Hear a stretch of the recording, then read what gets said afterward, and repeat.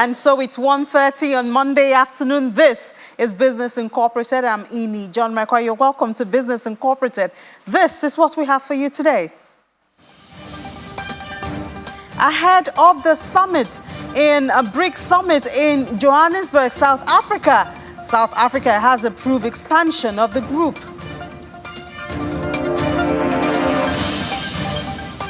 And a worrying report that bonds and stocks from emerging economies is set for their worst monthly losses.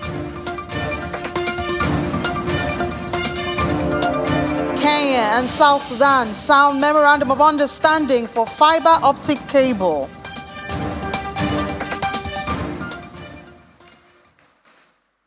Good afternoon. Welcome to Business Incorporated. Once again, I'm Eni John McCoy. Let's head right into the market and see what's going on right there. And starting from Africa, looks like we have a lot of negative sentiment as intraday, beginning with Nigeria in the red, marginally 0.04%. Seems it wants to continue with a negative sentiment it closed with last week. 64,721.11. South Africa is doing really good, almost 1% in the green, 0.94% at 73,767.31.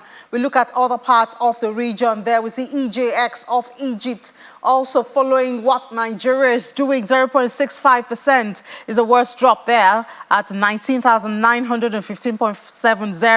Kenya closed Friday deeply in the red, 0.84% at 101.35%. We do hope Kenya will not lose that 100 index point, which is what we've been holding on for a bit. From there, let's move over to the Middle East, where it's a mixed market at intraday. Abu Dhabi is negative 0.05%. There you have it. And the same, but on the flip side, is what we have for Dubai, 0.05%, but 4,052.53. Other regions are still there. Is Saudi Arabia also negative 0.32% at 11,464.54. Qatar is doing so bad, 1.11% in the red at 10,459.78.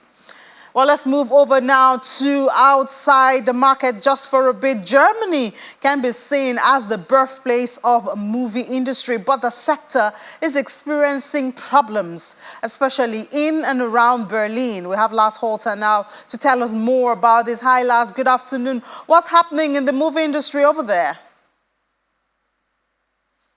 Yeah, thanks for having me. So indeed, the movie industry in Germany and specifically in Berlin are historically important and absolutely legendary. The film studio we're talking about here is Studio Babelsberg. It's located in the town of Potsdam, right outside Berlin. Among the big movies produced here were Fritz Lang's Metropolis in 1927 and The Blue Angel featuring Marlene Dietrich from 1930. Those movies were successful before all those involved made over to the US and later became part of the golden age of Hollywood. Studio Babelsberg originally opened its doors in 1912. It's the world's oldest large-scale movie studio, and it's to date the largest studio in all of Europe. And it was always popular with producers and directors. The Nazis produced propaganda movies there, and then later during Cold War times, it was the center of East German movie making. And then after the reunification, Babelsberg studios were privatized. Among recent productions then were Quentin Tarantino's Inglourious Basterds, Wes Anderson's Grand Budapest Hotel, and then all sorts of blockbusters ranging from The Matrix to the Hunger Games series. Today, the studios have 21 state-of-the-art sound stages. There's a huge outdoor set the size of 25 football fields, and there's also Europe's largest prop warehouse. And that means, of course, there's thousands or tens of thousands of jobs tied to the movie industry here in filming, in costume, in makeup, but also, of course, administration. Really, the movie industry has always been and still is significant to the regional economy here. Yeah, well, interesting how business encompasses everything, and it all boils down to the revenue and jobs. But why do we have this crisis mood right now? Yeah, that's a good question, and it looks like no one has a perfect answer. But here's one key detail. Earlier this year, the US company Cinespace became the majority shareholder at Studio Babelsberg, and ever since, there hasn't been any filming taken place at the studios. Interestingly enough, Cinespace is a subsidiary of a real estate company. It's called TPG Real Estate Partners, and so there are people suggesting that the company might have an interest in letting the studios die a slow death, so that maybe one day the lot and the building can be used for other purposes. As a matter of fact, the entire complex is located in a very desirable part of Potsdam, close to a lake, with excellent transport connections to Berlin. So this is something that a developer could very easily imagine turning into a site for condominiums, likely upscale, of course, and expensive. Now, that's a scary thought for everyone in Berlin. However, it's also kind of an unlikely scenario, as most of the studio complex is protected as a historically significant cultural monument. So it wouldn't be possible to just build apartments there. Yeah, so what's the way forward now? What lessons can other businesses learn? And what about the markets?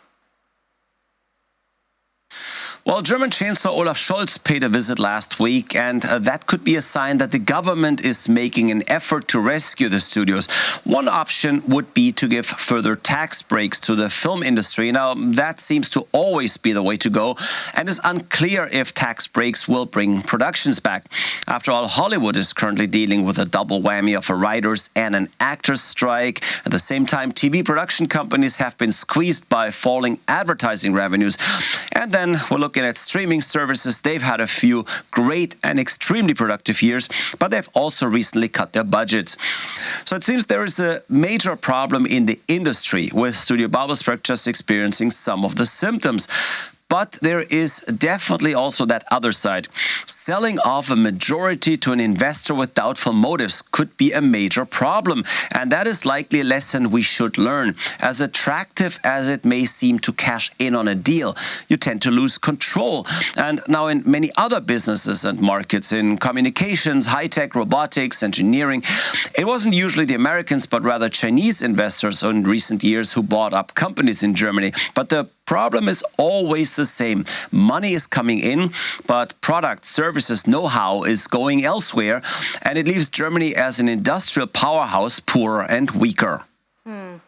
All right, not very good picture there, but thank you so much, Lars, for giving us that information.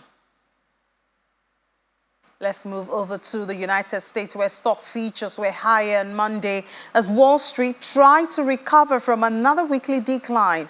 Futures tied to the S&P 500 gained 0.5%.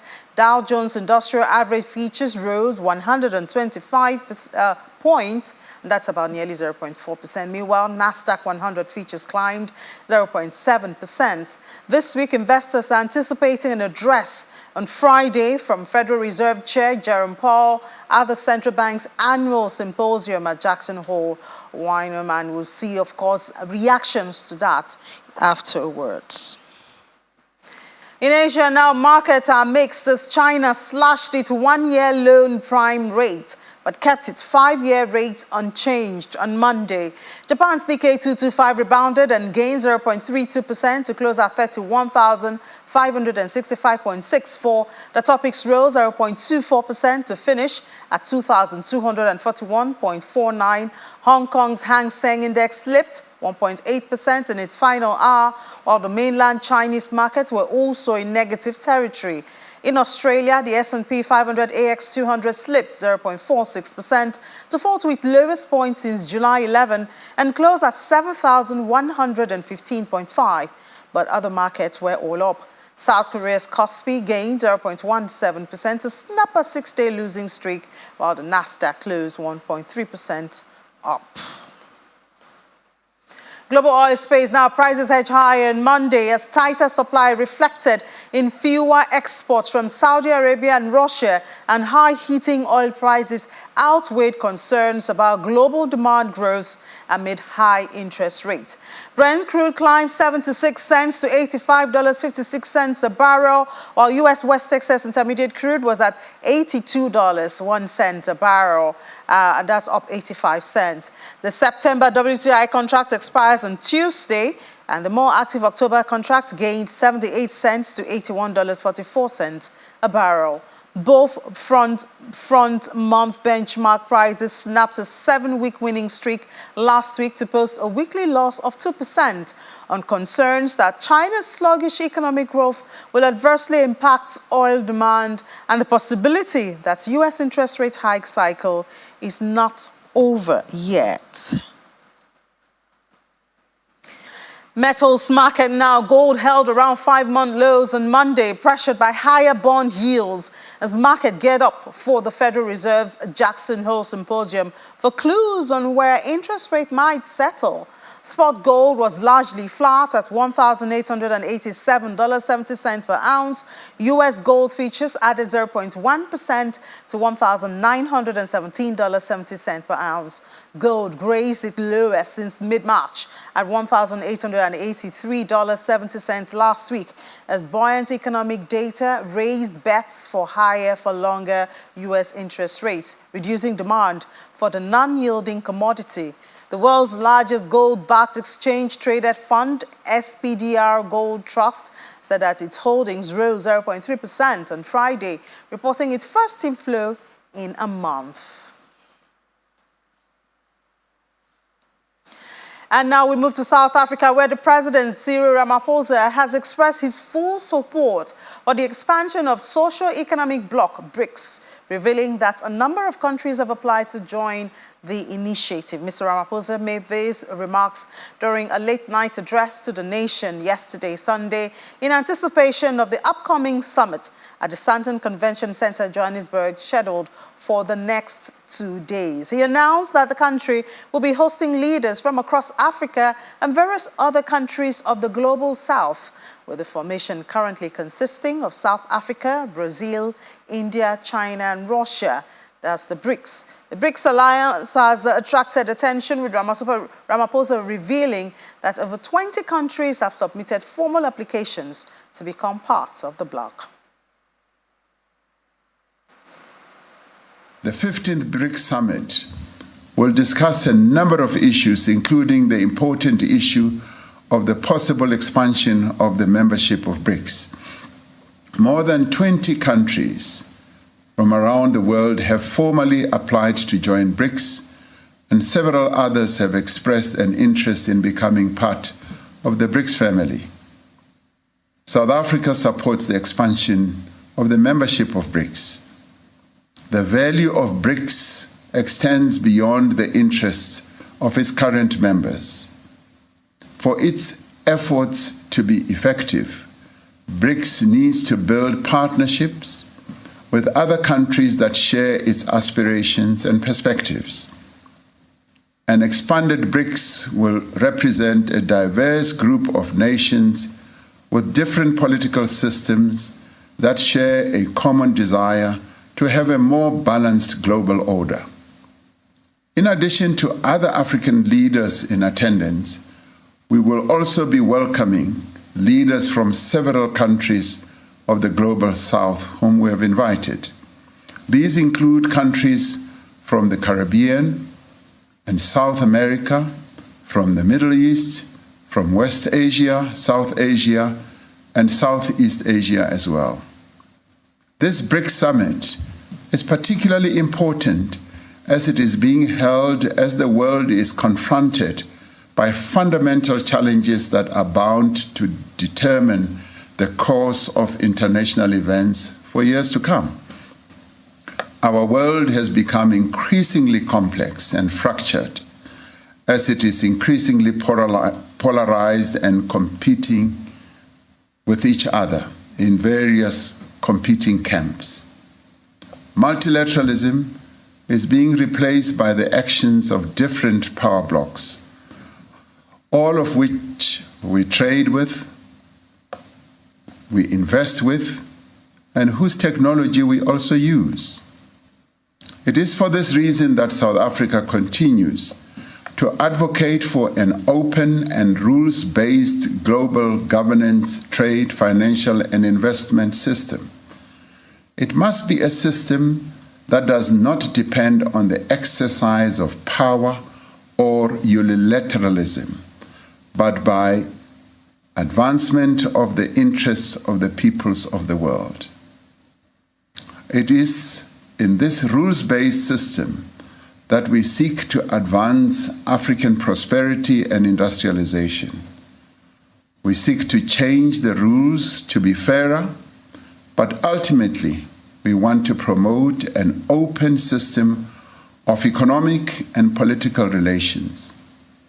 Amid all these challenges, Africa remains at the center of our foreign policy. We are firmly committed to strengthening the African Union so that it increases its capacity to support the achievement of greater integration on our continent. Yeah, that's BRICS starts tomorrow, from tomorrow till Thursday, and of course all eyes and ears will be in South Africa almost all through this week to see what they will discuss, if, as Mr. Ramaphosa has promised, the center of the conversation would be Africa. But let's take a break now. When we come back from the break, emerging economies do not have a good news at this time. The economy seems to be waning in the area of growth.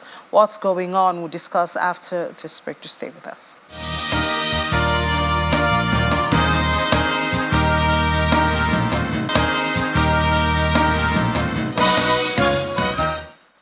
Welcome back to Business Incorporated here on Channels Television. Now, bonds and stocks from developing economies are poised for their worst monthly losses since last September, after Nigeria's central bank revealed it has less reserves than estimated.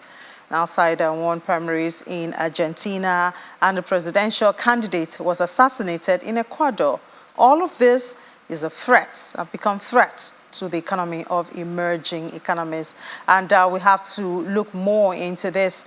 Joining us virtually, Mr. Aruna Kebira. He's the Managing Director, Chief Executive Officer of Global View Capital Limited. Thank you so much for your time, Mr. Kebira. Thank you for allowing me to join you, Ma. So we hear of this sad story, especially because it concerns us, emerging economies, that bonds and stocks are poised for their worst monthly. What are the drivers? We know we have the issue of FX, we know we have inflation, which is not just on this part of the world, it's also in the Western world also. Why does it seem the one for emerging economies is worse? Yeah, like the word you have is emerging, so it's susceptible to disruption as it comes. But what I first of all would want us to look at as one of the drivers is inflation. We understand that as inflation continues to rise, if the central banks of the various countries are actually wanting to stem inflation, then there's every possibility of increase in rates. And if rates are increased, it puts the current bond holder at a loss, because there is an inverse proportion between the yield on the bond and the interest rate, which means that the current bond buyers will actually be looking towards higher rates. Peradventure that you are holding a bond that is 40%, and maybe rates are increased to 50%, there's every possibility that you are at a loss position, because bond buyers currently we're looking at the 50%, we'll be looking at the 60%. And from what we actually see, we don't know when this will actually abate, because the more the inflation figure is looking up, and the more the MPC are trying to raise the rate, the more the bond holders will actually be put in this position. But if you look at our stocks, in elementary economics, we were told that inflation will erase purchasing power of the consumer. But in this wise, I will look at it that inflation will cause an income substitution, affecting among the investors. But what will it be? That we are taught too in elementary economics that aggregate savings leads to aggregate investment, because it's actually what you have saved that you are going to invest. invest with. But in a situation where one part of the consumption basket, that is the food, is getting higher, then there will be a need for a substitution. That means we take more money out of savings because you have to survive first to consume before before you can invest. So funds will be moved from my understanding. We will see funds being moved from savings to purchasing those essential items, and we have actually seen a situation where investors are disposing their stocks to be able to survive. So I think one of the things that actually seen that is a driver to this is purely inflation. Okay, but we've seen inflation ease in some of the countries. But even beyond that, what can we say is a lasting solution? Because we see that, for instance, in Nigeria, the NNPCL got that loan for crude, $3 billion. And we saw the Naira threaten a bit, but I mean, a lot of people have said that's kind of artificial. How do you make it long-lasting? So and we know that FX is a major driver of inflation in emerging economies. What's the permanent or at least short or medium-term, long-term solution? If you look at any time that inflation figures are released, if you look at it, discover that the food inflation is actually on the burner. What we have actually seen, especially in Nigeria, is we have a growing population who are demanding for food, but we have serious insecurity problem.